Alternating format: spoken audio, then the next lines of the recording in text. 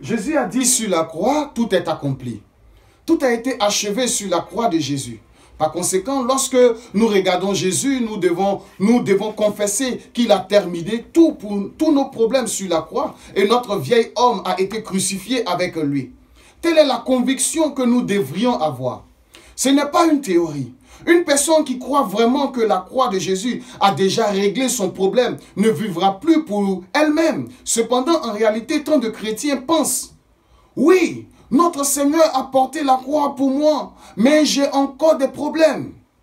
Vivent toujours une vie chrétienne où la croix est manipulée pour résoudre leurs problèmes et obtenir ce qu'ils veulent. À proprement parler, cela n'est pas la vie chrétienne. Ils n'ont pas réussi à accepter la croix et à en comprendre profondément le vrai sens. Si vous pensez que vous avez encore de nombreux problèmes à résoudre et que vous avez besoin de quelque chose de plus, cela signifie que la valeur de la croix est sous-estimée dans votre cœur.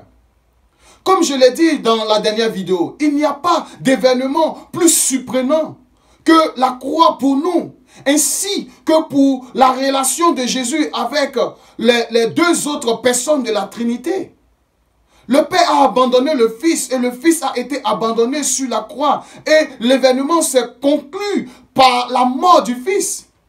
Si nous en venons à comment l'évangile nous a été donné à travers cet événement tragique sur la croix, alors nous confesserons que tous nos problèmes de vie sont vraiment terminés sur la croix en une fois et pour toujours. Même si nos problèmes augmentaient 1 million de fois plus que maintenant. Cependant, comme nous ne comprenons pas profondément la croix, notre vie chrétienne reste à un niveau bas où nous nous plaignons et disons, oui, c'est vrai que notre Seigneur Jésus a porté la croix pour notre péché, mais j'ai encore besoin de ceci et de cela. Je n'ai pas assez d'argent, cela doit être résolu et Dieu devrait me protéger en cela. N'oubliez pas, la croix ne manque de rien. La croix est parfaite. La vraie foi est de croire que la croix est plus que suffisante.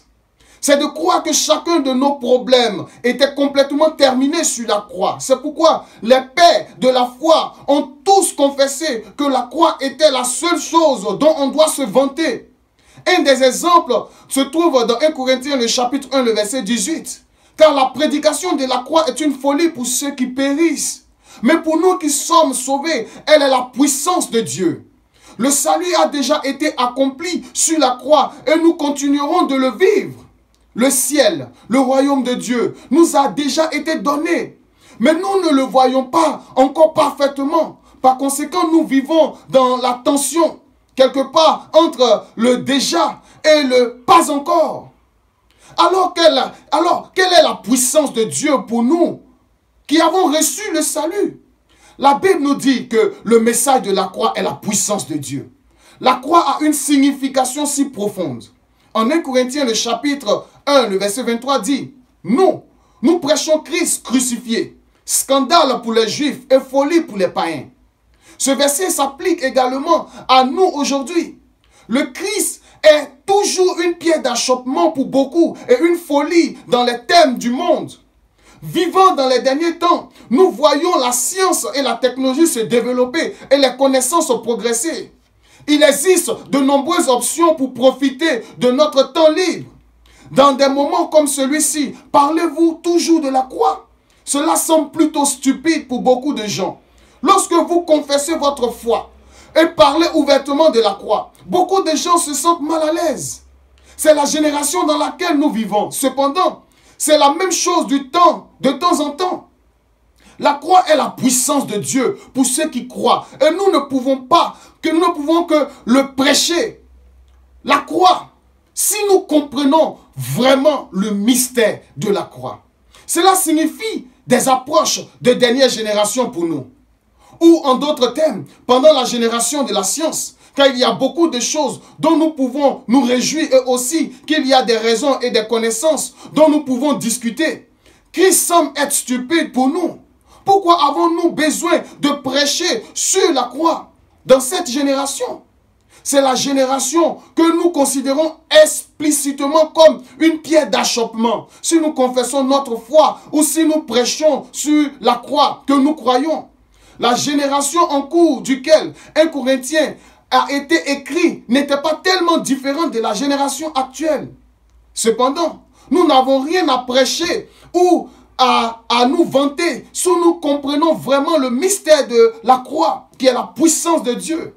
En 1 Corinthiens, le chapitre 2, le verset 2 nous dit: « Car je n'ai pas eu la pensée de savoir parmi vous autre chose que Jésus-Christ et Jésus-Christ crucifié.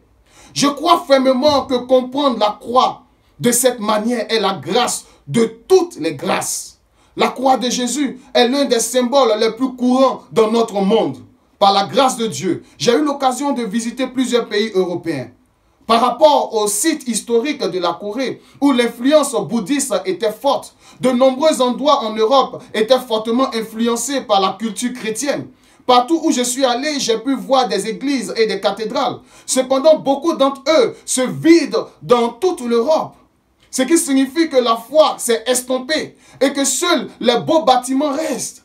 C'est ce que nous appelons la religion. Nous voyons cela se produire partout dans le monde. Pendant que l'essence est partie, les gens s'accrochent aux choses extérieures. Pourquoi cela arrive-t-il? C'est parce que nous pouvons comprendre la croix comme un événement historique, que Jésus a été crucifié sans saisir la puissance du message derrière elle. Que tout a été accompli par la croix. Cependant, si nous comprenons vraiment la vérité, nous ne pouvons pas nous empêcher de nous vanter uniquement de la croix. En Galates chapitre 6, le verset 14 dit: « Loin de moi la pensée de me glorifier d'autre chose que de la croix de notre Seigneur Jésus-Christ, par laquelle le monde a été crucifié pour moi, comme je le suis pour le monde. » Pourquoi l'auteur a-t-il dit qu'il ne se vanterait que de la croix de Jésus-Christ? La croix est un grand mystère. La croix de Christ ne peut être comparée à aucune autre naissance du monde, ou à de l'argent, du pouvoir, ou quoi que ce soit d'autre. Suis-je en train de dire cela parce que je n'ai pas d'autre bien précieux et un grand pouvoir dont je peux me vanter? Réfléchissons ensuite au cas de l'apôtre Paul. Il avait en fait de nombreux antécédents et réalisations dont il pouvait se vanter. Cependant, plus il comprenait la croix, plus il ne parlait que de la croix. Il ne pouvait pas prêcher autre chose. En fait, il ne voulait pas prêcher autre chose. Nous devions comprendre la croix de notre Seigneur de la manière profonde que l'apôtre Paul l'a fait. J'ai prié pour que la croix nous soit révélée plus profondément.